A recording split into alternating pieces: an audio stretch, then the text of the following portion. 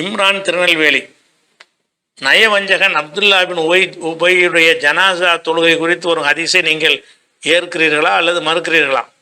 முன்பு ஒரு காணொளியில் இந்த ஹதீஸை நீங்கள் மறுத்து பேசிவிட்டீர்கள். அதற்கு நீங்கள் மேற்கோள் காட்டிய காரணமும் ஏற்புடையதாக இருந்தது. ஆனால் 15/12/2024 அன்றைய காணொளியில் ஜனாசா தொழுகை சம்பந்தமாக ஒரு கேட்ட கேள்விக்கு நீங்கள் பதில் கூறும்போது பல விஷயங்களை கூறிவிட்டு நயவஞ்சகனுக்கு கூட ஜனாசா தொழுகை ரசூலுல்லாஹ் தொழுதிருக்கிறார்கள் என்று ஏற்கனவே நீங்கள் மறுத்த இந்த ஹதீஸை ஆதாரமாக மேற்கோள் காட்டி பதில் கூறினீர்கள் அப்படின்னு சொல்லி கேட்குறார். அதாவது இவருடைய கேள்வி என்னன்னு கேட்டால், அப்துல்லா பின் உபைங்கிற ஆள் ஒரு முனாஃபிக்குடைய தலைவர். அதாவது பகிரங்கமாக முனாஃபிக்குன்னு எல்லாருக்கும் தெரியும்படி நடந்து கொண்டவர். அவருக்கு ரசூல் ஸல்லல்லாஹு அலைஹி வஸல்லம் அவர்கள் ஜனாசா தொழுவ போகிறாங்க. இறந்தவொன்னு என்ன செய்கிறாருன்னு அவருடைய மகன் என்ன செய்கிறாருன்னா, உங்களுடைய சட்டையை தாங்கன்னு கேட்குறாரு. அந்த சட்டையை என்னுடைய தகப்பனாருக்கு நான் கஃபனா போட போகிறேன் அப்படின்னு கேட்பார். ரசூலுல்லாஹ் அதை கொடுத்துருவாங்க. அதுக்கப்புறம் என்ன செய்வார்னு கேட்டால், எல்லாம் ரெடியானவனு என்னை கூப்பிடு, நான் வர்றேன், நான் தொழுவிக்கிறேன்பாங்க. ரசூலுல்லாஹ் போய் தொழுவிச்சிருவாங்க. தொழுவிச்ச உடனே அல்லாஹ்ட்டேருந்து என்ன செய்யணும்னு கேட்டால் ஒரு தடை உத்தரவு வரும். என்ன தடை உத்தரவு? இனிமேல் அது மாதிரி ஆளுகளுக்கு தொழுவாத அப்படின்ட்டு ஒரு தடை உத்தரவு வந்துடும். இந்த ஹதீஸை பொறுத்த வரைக்கும் இதை நீங்கள் மறுக்கவே இயலாது. இதை நம்ம மறுக்கவும் இல்லை, யார் மறுக்கக்கூடாது. எதை மறுக்கக்கூடாது? ரசூல் ஸல்லல்லாஹு அலைஹி வஸல்லம் அவர்கள் அந்த முனாஃபிக் தலைவருக்கு தொலை வைத்த விஷயமும், தொலை வைத்த காரணத்தினால் இனிமேல் தொழுவிக்காது என்று தடுத்த விஷயமும் குர்ஆனில் வந்திருக்கிற காரணத்தினால் இந்த அளவுக்கு உள்ள விஷயம் ஜனாசா தொழுவிச்சாங்க என்பது நிஜம். அதுக்கு பிறகு தடுக்கப்பட்டு விட்டார்கள் என்பது நிஜம். அதில் நம்ம அதை நம்ம என்ன செய்யலை, எடுத்துக்கொள்ளலை, அதை மறுக்கலை. நம்ம எதை மறுக்கிறோம் என்றால், அந்த சம்பவத்தை சொல்லும்போது குர்ஆனையே ரசூலுல்லாஹ் தப்பாக விளங்கின மாதிரி விஷயம்னா அதில் வருகிறது. அப்போ 980 வசனத்தை ரசூலுல்லாஹ் தப்பாக விளங்கின மாதிரி இந்த ஒரு ஹதீஸ்கள் காட்டுகிறது. அந்த வசனம் அப்படி சொல்லவே இல்லை. ரசூலுல்லாஹ்வுக்கு குர்ஆன் விளங்காமல் இருக்குமா? குர்ஆனை குர்ஆனை விளக்குறதுக்கே ரசூலுல்லாஹ் அனுப்பியிருக்கிறான். அவர்களுக்கு அருளப்பட்டதை நீ மக்களுக்கு விளக்கணும் அப்படின்னு அல்லாஹ் சொல்லியிருக்கும் பொழுது அவங்களுடைய புரிதல் தப்பாக இருக்குமா? தப்பாக புரிஞ்சாங்கன்னு தான் விளங்குது. அல்லாஹ் எனக்கு 2 விதமாக நடக்க அனுமதி கொடுத்துட்டான்னு இந்த வசனத்தில் விளங்க இயலுமா? நீங்களே படித்து பார்த்து அது விளங்குமா? அல்லாஹ் மன்னிக்க மாட்டேன்னு சேர்த்து சொல்கிறான். நீ மன்னிப்பு கேளு, கேட்காம போ, நான் மன்னிக்க மாட்டேன்னு என்ன அர்த்தம்? சாதாரண ஒரு மனுஷன் போய் கேளுங்களேன், நீ அவனுக்கு மன்னிப்பு கேளு, நீ கேட்காம ஏறி, நீ சிபாரிசு பண்ணாமல் ஏறி, நான் தரமாட்டேன் அப்படின்னு என்ன அர்த்தம்? கேட்கக்கூடாதுன்னு அர்த்தம்.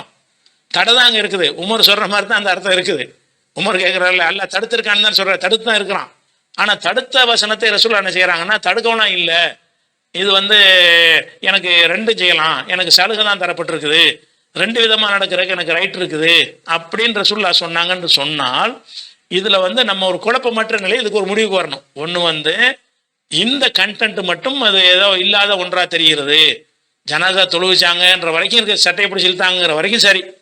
இந்த வசனத்தை ஆதாரமாக காட்டினாங்கன்னு இருக்குல்ல, அதை ஒரு இடைச்சர்கள் மாதிரி எடுத்துக்கொண்டா தான் குர்ஆனுக்கு மாற்றம் இல்லாமல் இருக்கும். அப்படியாவது எடுத்துக்கொள்ளணும்.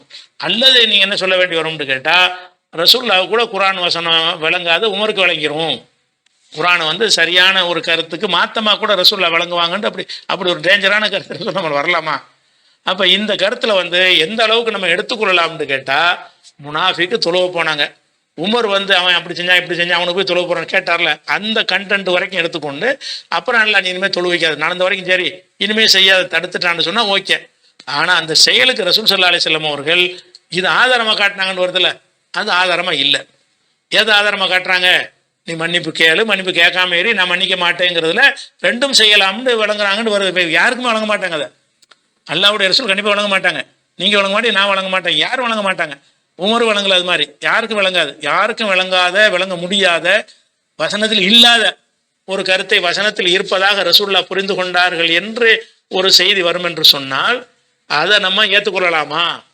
அதாவது இந்த சம்பவத்தில் நம்ம எதை மறுக்கிறோம் என்று, எதை மறுக்க முடியாது என்று கேட்டால், உபய் இப்னு கஅப் அப்துல்லா இப்னு உபய் என்பவருக்கு ரசூலுல்லாஹ் ஜனாஸா தொழுதாங்க. எல்லாம் இனிமேல் தொழுது கண்டிச்சிட்டான். இந்த அளவுக்கு அந்த சம்பவம் ஓகே. தொழுதுனாலும் கண்டிக்கிறான், இனிமே இந்த கபூரோடு நிற்கக்கூடாதுன்னு சொல்லிவிட்டான். நம்ம அது சம்பந்தமாக விவரித்து வரக்கூடிய ஹதீஸில் சில கூடுதல் விஷயங்கள் ரசூல் ஸல்லல்லாஹு அலைஹி வஸல்லம் அவர்களே தப்பாக விளங்கியிருந்தாங்கன்னு வரக்கூடிய வகையில் சில கூடுதல் விஷயங்கள் வருகிறது. அந்த கூடுதல் விஷயங்கள் வர்ற ஹதீஸை தான் நம்ம மறுக்கிறோம். குர்ஆனில் இருக்கிறத நம்ம மறுக்க முடியாது. அதே ஹதீஸ் அது சம்பந்தமாக இருக்கக்கூடிய எல்லா ஹதீஸ்லையுமே ரசூல் ஸல்லல்லாஹு அலைஹி வஸல்லம் ஜனாசா தொழ போனது அவங்க அறியாமல் போயிட்டாங்க, அல்லாஹ் கண்டிச்சிட்டான் என்கிற அளவில் இருந்தால் அது மறுக்கப்படுற செய்தி கிடையாது. ஏன்னா அல்லாஹ் இனிமே ஜனாசா தொழுவிக்காதுன்னு சொல்வதில் இருந்த அவங்க ஜனாசா தொழுதிருக்கிறாங்க என்பது விளங்குகிறது. நம்ம எதில் கேள்வி கேட்டோம் என்று கேட்டால், அல்லாஹ் எனக்கு இரண்டையும் செய்ய அனுமதி கொடுத்துருக்கிறான் அப்படின்னு ரசூலுல்லாஹ் சொன்னாங்க. சொல்லிட்டு இந்த வசனத்தை ஓதி காட்டினாங்க. எந்த வசனம்? இஸ்தக்ஃபிர் லஹும் அவ் லா தஸ்தக்ஃபிர் லஹும், நீ மன்னிப்பு கேளு, கேட்காம இரி. இதுக்கு அந்த அர்த்தத்தில் அந்த வசனம் இருக்குது. நீ கேளு, கேட்காம இரி, மன்னிக்க மாட்டேன்னு பின்னாடி வருது. அப்போ நீ அப்போ கேட்கறதும் சம்பந்தான், கேட்காம இருக்கிறதும் சம்பந்தான்னு வந்து விட்டு அல்லாஹ் மன்னிப்பவனாக இல்லைன்னு அந்த வசனம் முடிக்கிறது. அப்போ இது ரெண்டு வாய்ப்பு தந்திருக்கான் ரசூல். நான் வழங்க மாட்டேன், நீங்கள் வழங்க மாட்டீங்க. ரசூல்லா வழங்குவாங்களா? யாருக்கு இந்த வஹி வந்துச்சு அந்த ரசூல்லாவே அந்த வசனம் தப்பாக வழங்குவாங்களா? தப்பாக வழங்கினாங்கன்னு வருது. ரசூல் ஸல்லல்லாஹு அலைஹி வஸல்லம் தவறாக வழங்கினாங்கன்னு வருது.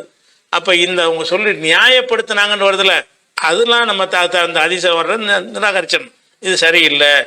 தொழுகைக்கு போனாங்கல்ல, சில விஷயங்களை வஹி வர இப்படி செஞ்சிருவாங்க. வஹி வர்றதுக்கு முன்னாடி இப்ராஹிம் நபி கூட இப்போ அவரோட தகப்பனாருக்கு பாவ மன்னிப்பு தேடலையா, வஹி நிப்பாட்டிக்கிட்டார்ல. வஹி வர்றதுக்கு முன்னாடி இந்த மாதிரி சில தவறுகள் நபிமார்கள் செய்வாங்க, கொள்கை ரீதியான தவறுகள் புரிய வைக்கிறதுக்கு முன்னாடி செய்வாங்க. அப்போ ரசூல் ஸல்லல்லாஹு அலைஹி வஸல்லம் ஜனாசா தொழுவிக்கவே இல்லைன்னு சொன்னால் அப்பயும் அந்த வசனம் இறங்குது.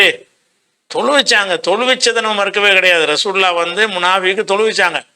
முனாஃபிக்கு தொழுவிச்சதை என்னத்தை நியாயப்படுத்தினாங்கன்னு கேட்டால், எனக்கு அல்லாஹ் அனுமதி கொடுத்துருக்கிறான்னு சொல்லி இந்த வசனத்தை ஓதுனாங்கன்னு வருது. அந்த வசனம் அனுமதி கொடுக்குற மாதிரியே இல்லை, தடுக்கிற மாதிரி தான் இருக்குது. வழங்குதா? அப்போ இந்த வசனம் அதுக்கு இந்த வசனத்தை காட்டாமல் அவங்களா போய் தொழுவிச்சாங்கன்றது இருக்குமே. ஆனால் நடந்த ஜனாதா தொழுவிச்சாங்க, எல்லாம் தடுத்து விட்டா இனிமேல் ஜனாதா தொழுவிக்கூடாதுன்னு எடுத்துக்கொள்ளலாம். அதனால அந்த ஒரு கோணத்தில் உள்ளதாக தான் நீங்கள் புரிஞ்சுக்கிறேன்னு அதனால பார்த்துக்கிறோம்.